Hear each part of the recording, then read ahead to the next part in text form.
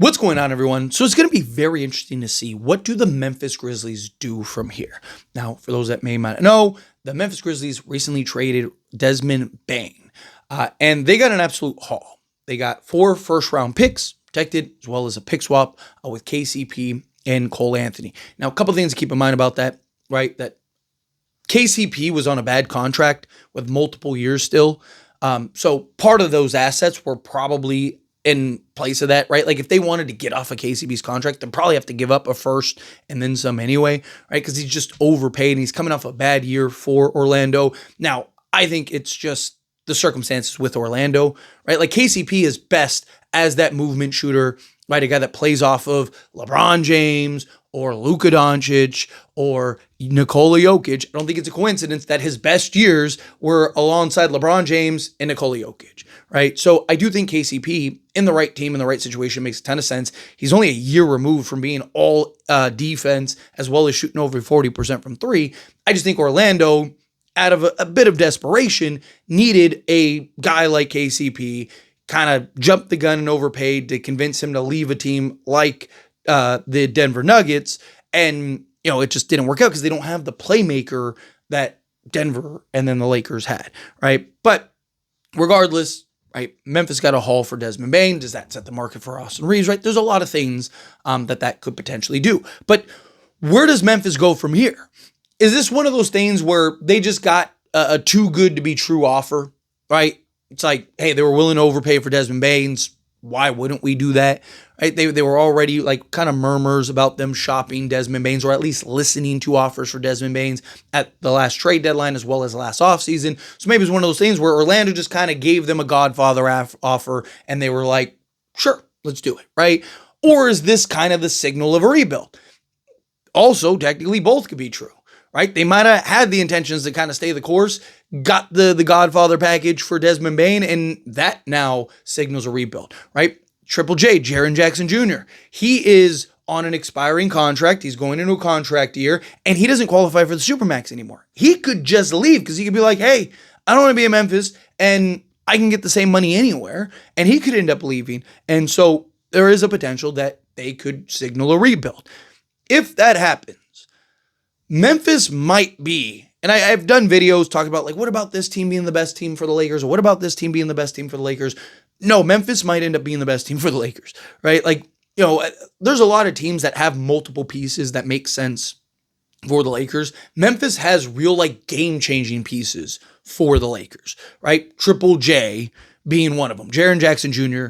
immediately gives you your guy slotted in next to Luka for the next 10 years, right? Like that is ideal. That would be great. And he's on a cheap enough contract to where we could trade him salary-wise. He's only making 23, just under 24 million. So he's very easy for the Lakers to trade. As far as that goes, it's just the assets. Like what would you have to pony up? Obviously, you're trading Austin Reeves in that trade, but then fine. But beyond that, Memphis has a lot of players that really could make sense for the Lakers, right?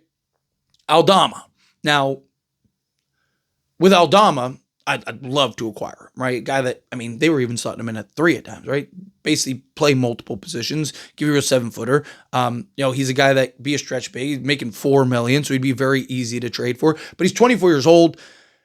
If Memphis hits a rebuild, how do they look at it? Do they look at it as like everyone's on the board?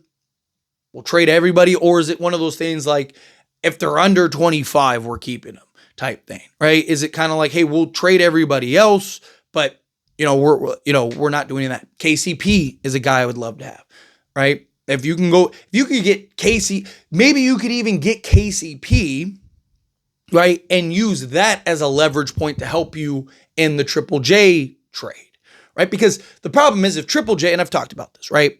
If Triple J comes out and is like, I want to be traded, and he's open to like 5 teams, there's a lot of teams that could just pay more to go get Jaren Jackson Jr. than the Lakers can.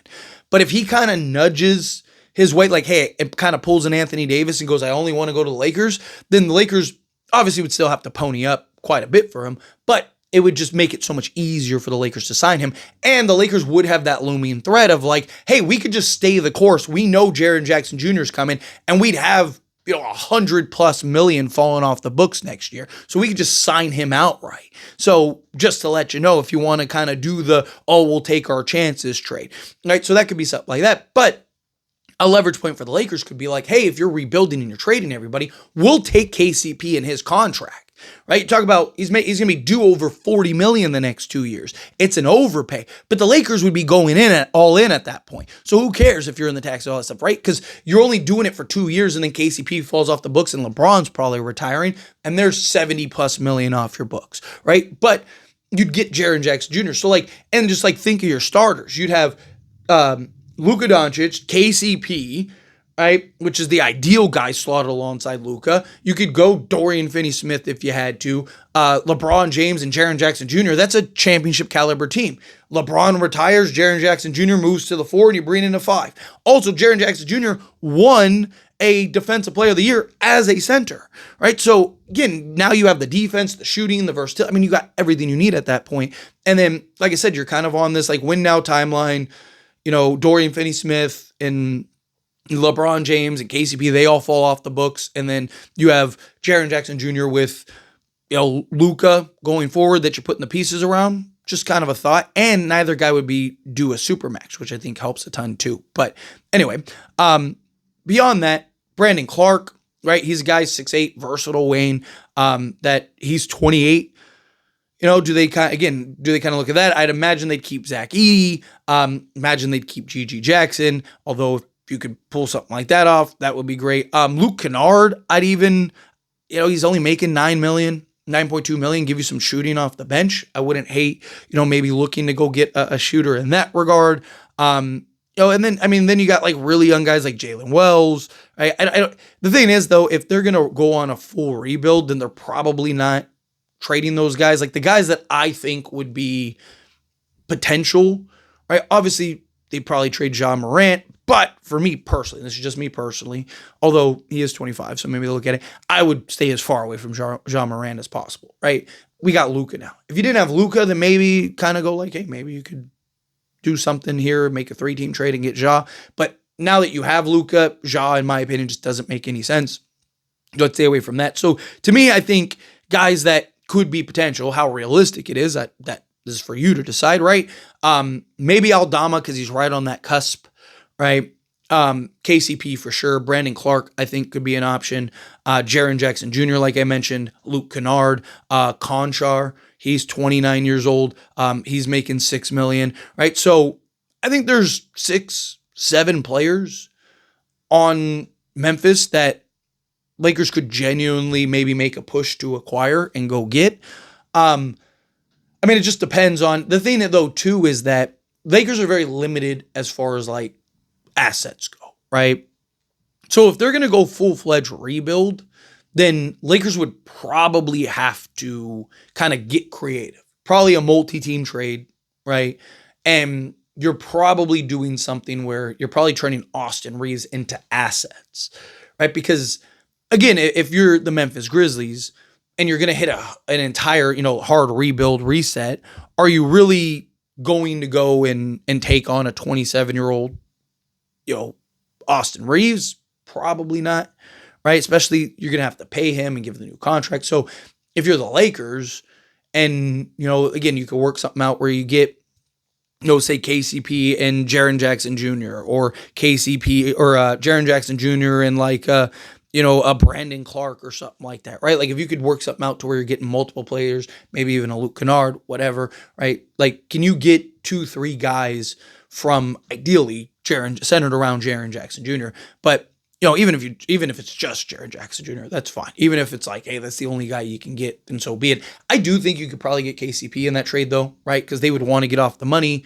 You'd have that as an argument point. Hey, we could get you off of his contract. We got enough expiring contracts to land both guys, right? Especially if you're trading Austin Reeves, right? Maybe you could even keep your 31 pick, right? And you're doing, Rui, turning Austin Reeves into assets, right? Because they'd have to take on some players just for salary matching, right? So maybe you're doing something like that, or maybe you're turning Rui and Austin Reeves into picks, right? Austin Reeves, based on Desmond Bane's, probably get you 3-4 first, right? So get that plus Dalton Connect as a young asset, and then maybe you could go turn Rui. I think a veteran team would probably, like a contending team, would probably give you a first for Rui Hachimura, right? So maybe you could do something like that to where, you're getting a pick for Rui Hachimura. Now you've gotten 4 or 5 firsts, right, for those two guys. And then, you still have Gabe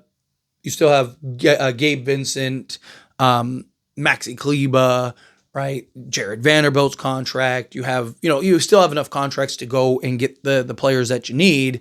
And then, like I said, maybe it's a multi-team deal where players are going over there and you're working it out. And then the assets are going there. You're landing, a KCP and a Jaren Jackson Jr., right? And then maybe you could still keep your 2031 first that now maybe you could just have as an asset going forward, or end up, maybe go get that other wing, right? So that way Dorian Finney-Smith can kind of be a bench guy.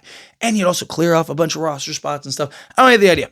I think Memphis is a team that even if you can't get Triple J, can you get, some of these other guys? Can you get an Aldama and some of these other pieces, right? Just kind of a thought. But anyway, as always, this is a discussion. Pass a question to you. Let me know your thoughts and opinions down in the comments. That being said, if you haven't liked this video, hit that like button. Helps me out. So we enjoy these types of videos. I truly appreciate it. Not subscribe channel, hit that subscribe button. Turn on the bell notifications. Appreciate y'all. See you in the next one.